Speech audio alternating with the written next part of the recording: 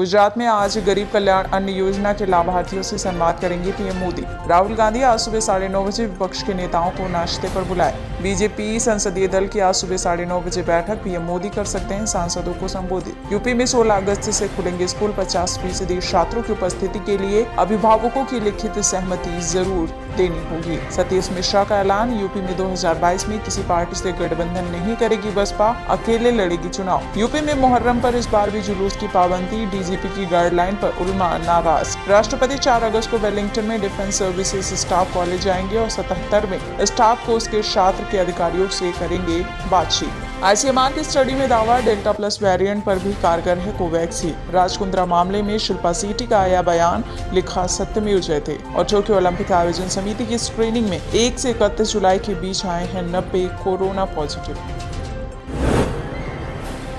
प्रधानमंत्री नरेंद्र मोदी आज गुजरात में गरीब कल्याण अन्न योजना के लाभार्थियों से बातचीत करेंगे। इस कार्यक्रम में गुजरात के मुख्यमंत्री विजय रूपानी, उप मुख्यमंत्री नितिन पटेल भी उपस्थित रहेंगे।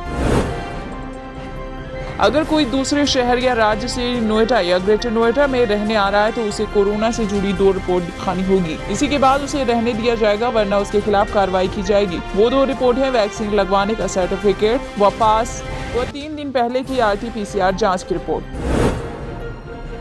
उत्तर प्रदेश में 50% उपस्थिति के साथ स्कूल खोलने का फैसला ले लिया गया है। यूपी के स्कूल भी कोविड-19 प्रोटोकॉल के साथ 16 अगस्त से खुलेंगे।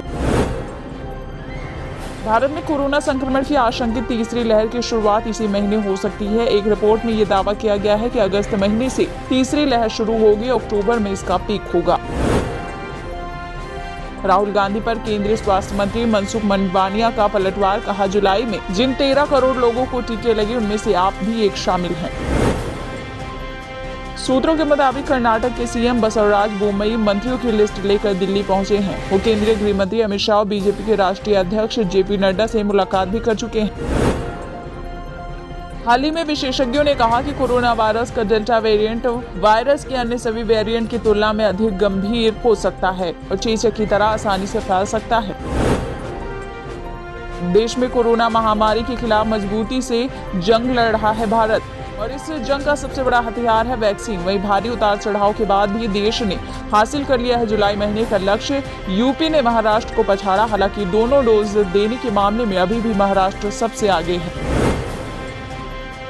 आपकी पंजाब इकाई की ओर से चंडीगढ़ में जारी बयान के मुताबिक मुख्यमंत्री ने दिल्ली स्थित आवास पर आप विधायकों के साथ बैठक की और कहा कि पंजाब में आपकी ओर से मुख्यमंत्री पद के उम्मीदवार के नाम की घोषणा जल्द की जाएगी। मॉनसून सत्र खत्म होने के बाद फेसबुक, ट्विटर और गूगल जैसी सोशल मीडिया कंपनियों के वरिष्ठ अधिकारी सूचना प्रौद्योगिकी मंत्रालय के अधिकारियों से मिल सकते हैं। हालांकि अब सरकार सब कुछ फिर से पटरी पर लाने की कोशिश कर रही है। विदेशों में कोवैक्सीन की पहचान बढ़ाने के लिए खास तौर पर पड़ोसी देशों में एक प्रस्ताव बांग्लादेश में क्लिनिकल ट्रायल करने का रखा गया है। इसके लिए विदेश मंत्रालय ने डिपार्टमेंट ऑफ बायोटेक्नोलॉजी और भारत बायोटेक के अधिकारियों की एक टीम ढाका भेजी है। देश में फिर से डराने लगा है कोरोना, तो 11 हफ्तों की गिरावट के बाद अब फिर बढ़ने लगे हैं केस। भारत में 26 जुलाई से 1 अगस्त के पहले हफ्ते में 2.86 लाख कोरोना के नए केस दर्ज किए गए। ये इसके पिछले हफ्ते से 7.5% अधिक है। कोविन ऐप के विदेशों में इस्तेमाल के लिए Deloitte, KPMG, PricewaterhouseCoopers और डाटा कंसल्टेंसी सर्विसेज सहित इन 6 कंपनियों को सरकार दे सकती है ट्रेन। वहीं सरकार कंपनियों को करेगी सर्टिफाइड। उत्तर प्रदेश जिला पंचायत की बैठक में फिरोजाबाद का नगर का नाम चंद्रनगर रखे जाने का प्रस्ताव किया गया है। सतीश चंद्र मिश्रा ने ऐलान किया है कि यूपी में 2022 में किसी पार्टी से गठबंधन नहीं करेगी बसपा, अकेले ही लड़ेगी चुनाव। मुहर्रम के लिए प्रदेश के डीजीपी मुकुल गोयल ने गाइडलाइन जारी की है। इस गाइडलाइन के अनुसार यूपी में 19 अगस्त को प्रशासन ने किसी भी तरीके का जुलूस निकालने पर पाबंदी लगाई है। उधर कोरोना काल में अनाथ हुए बच्चे के चेहरे पर मुस्कान लाएगा हेलो मुस्कान। इस अभियान हेलो मुस्कान के तहत न सिर्फ योजनाओं की मॉनिटरिंग आसान होगी, बल्कि इन बच्चों को मानसिक रूप से मदद भी की जाए। बीजेपी में शामिल होंगे अरुण यादव। इस पर चर्चाओं पर उन्होंने कहा, मेरे परिवार के नाम के आगे यादव लिखा जाता है, सिंधिया नहीं। वहीं अरुण यादव के जवाब पर दिग्विजय सिंह ने उन्हें शाबाशी दी। महाराष्ट्र सरकार जल्द ही राज्य भर में डायल 112 सेवा शुरू करेगी, जिससे पुलिस को आपात स्थिति में शिकायतकर्ताओं तक जल्द पहुंचने में मदद मिलेगी। लेकिन इससे पहले अगले महीने इसका परीक्षण और सुरक्षा ऑडिट किया जाएगा। भाजपा की हरियाणा इकाई ने 75वें स्वतंत्रता दिवस से पहले किसानों ने भिवानी से 2 सप्ताह की तिरंगा यात्रा की शुरुआत की है। वहीं जंतर मंतर पर पानी जमा होने के बावजूद भी किसान संसद अनुशासित और पूरी प्रतिबद्धता तरीके से जारी है। संसद के मानसून सत्र में लगातार सदन की कार्यवाही स्थगित होने का कारण असदुद्दीन ओवैसी ने केंद्र सरकार को बताया और कहा, सरकार चर्चा होने से डर रही है। कोरोना की तीसरी लहर का खौफ बरकरार है, जिसका बच्चों पर सबसे ज्यादा असर होने की आशंका जताई जा रही है। लेकिन इसी बीच पंजाब, हिमाचल, उत्तराखंड जैसे राज्य में स्कूल खोल दिए गए हैं। इन राज्यों के अलावा उत्तर प्रदेश में भी स्कूल खोले जाने की तैयारी की जा रही है।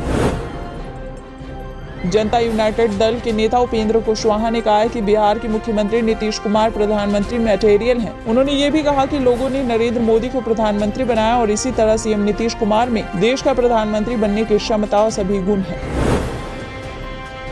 केंद्रीय स्वास्थ्य मंत्री मनसुख मंडाविया ने राहुल गांधी पर तंज कसते हुए टीकाकरण के नाम पर केवल राजनीति करने का आरोप लगाया और कहा, टीकों में कोई कमी है ही नहीं। बिहार के पूर्व सीएम जीतन राम मांझी की पार्टी हम भी यूपी विधानसभा चुनाव में ताल ठोकने की तैयारी कर रही है। वहीं मांझी के बेटे संतोष कुमार ने कहा कि यूपी में बिहार मॉडल अपनाएंगे।